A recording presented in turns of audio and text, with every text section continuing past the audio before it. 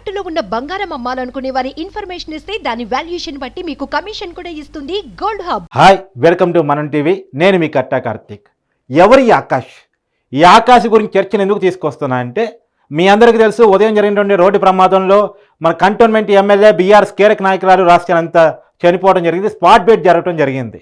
అది పటాన్ చెరువు ఓవరార్ దగ్గర సుల్తాన్పూర్ దగ్గర జరిగినటువంటి రోడ్డు ప్రమాదంలో ఆమె చనిపోవడం జరిగింది.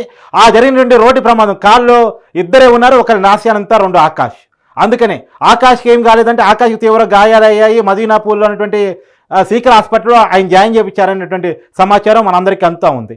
అయితే అతనికి ఎలాంటి గాయాలయ్యాయి, అతను ఐసీయూలో ఉన్నాడా, లేదు ఎలాంటి గాయాలు అతనికి అయ్యాయి, అతని వైద్య సమాచారం ఏంటి అన్న విషయం ఇప్పటివరకు ఎవరికీ తెలియదు. మీడియాకు కూడా అతనికి సంబంధించిన హెల్త్ బులెటిన్ ఏమీ రాలేదు.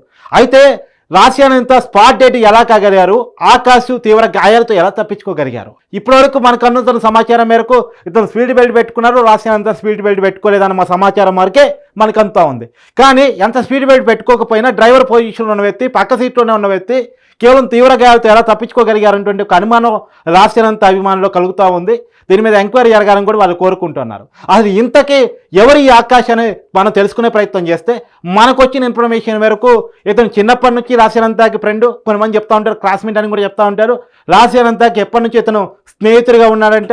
వీళ్ళ ఫాదర్ సాయి అన్న ఎమ్మెల్యేగా, కంటోన్మెంట్ ఎమ్మెల్యేగా ఉన్నప్పుడు కూడా వీళ్ళ ఫ్యామిలీతో మంచి రిలేషన్ మెయింటైన్ చేస్తుండేవాడట, రాసియానంతాకి ఫ్రెండ్గా ఉండేవాడట. ఇతను రాసియానంతా ఎమ్మెల్యేగా మొన్నటి ఎన్నికల్లో అంటే సాయన చనిపోయారు. సాయన చనిపోయిన తర్వాత బీఆర్ఎస్ టికెట్ రాసియానంతాకి ఇచ్చింది. రాసియానంతా మొన్నటి ఎన్నికల్లో ఎమ్మెల్యేగా గెలిచింది. ఎమ్మెల్యే గెలిచిన తర్వాత పూర్తి కాలం ఆకాష్ రాసియానంతా దగ్గర పిఏగా చేరిపోయారు. మొత్తం ఆమె అపాయింట్మెంట్లు, ఆమె షెడ్యూల్స్ మొత్తం కూడా ఆకాశే చూస్తుంటారు. ఆమె కార్యక్రమాలన్నీ కూడా ఆకాశే మెయింటైన్ చేస్తూ ఉంటారు. అయితే మరి వీళ్ళకి డ్రైవర్ లేరా, రాసియానంతా ఆకాశ్ మాత్రం ఎందుకున్నారు, డ్రైవర్ లేరా అంటే, డ్రైవర్ గతంలో ఉండేవాళ్ళు. కానీ గత 13వ తారీఖు నల్గొండలో బీఆర్ఎస్ సభ జరిగిన విషయం మీ అందరికీ తెలుసు.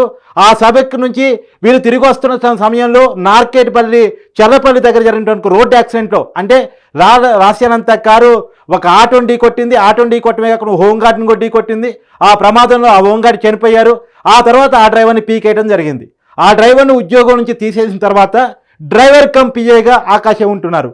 గత 10 రోజులుగా రాసియానంతా కార్ని కూడా ఆకాశే డ్రైవ్ చేస్తూ ఉన్నారు.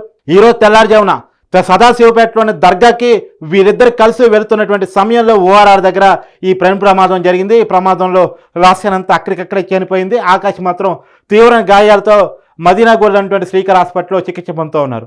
ఇతని హెల్త్ సమాచారం ఏ రకంగా ఉంది, క్రిటికల్గా ఉందా, ఎలా ఉంది అన్నటువంటి సమాచారం ఇప్పటివరకు తెలియరాలేదు. అయితే చాలామందిలో రాసియానంతా అభిమానులు ఎందుకు ఇతను తప్పించుకోగలిగారు, రాసియానంతా అక్కడికక్కడే ఎలా చనిపోగలిగింది, రాసియానంతా హాస్పిటల్కి పోయి కొద్దిసేపు బతికి చనిపోవడం కాదు, అక్కడ స్పాట్ డెత్ జరగడం జరిగింది. కానీ ఆకాశ్ మాత్రం తీవ్ర గాయాలతో అతను హాస్పిటల్కి వెళ్ళినట్టు ఇప్పటికున్నటువంటి సమాచారం. అతనికి ఎలాంటి గాయాలు అయినటువంటి సమాచారం కూడా ఇప్పటివరకు లేదు. అతనికి సంబంధించిన హెల్త్ బులెటిన్ కూడా ఇప్పటివరకు రాలేదు. ఇక్కడే రాసియానంతా అభిమానులు కొంత అనుమానాలు, ఆసక్తి కలుగుతూ ఉంది. దీని మీద పూర్తిగా ఎంక్వైరీ జరిగిన తర్వాత పోలీసులు ఎలాంటి సమాచారం బయటకు ఇస్తారనేది తెలవాల్సి ఉంది. కానీ ఉదయం పూట వీళ్ళు ఒక దర్గాకి వెళ్తున్న సమయంలో యాక్సిడెంట్ అయినట్టు మాత్రం మనకు సమాచారం ఉంది. అప్పుడు ఉన్నటువంటి పరిస్థితుల్లో ఇతను ఆకాశ్ డ్రైవ్ చేస్తున్నారు, కథ స్పీడ్ బెల్ట్ పెట్టుకుని ఉన్నారు. రాసియానంతా పక్క సీట్లోనే ఉన్నారు, స్పీడ్ బెల్ట్ పెట్టుకోలేదు. ఆ రోజు కారు అప్పుడు 140 కిలోమీటర్ల వేగంతో వెళ్తూ ఉంది. ఆ వేగం కారణంగానే యాక్సిడెంట్ జరిగింది అనేటువంటిది మనకు అందుతున్నటువంటి సమాచారం.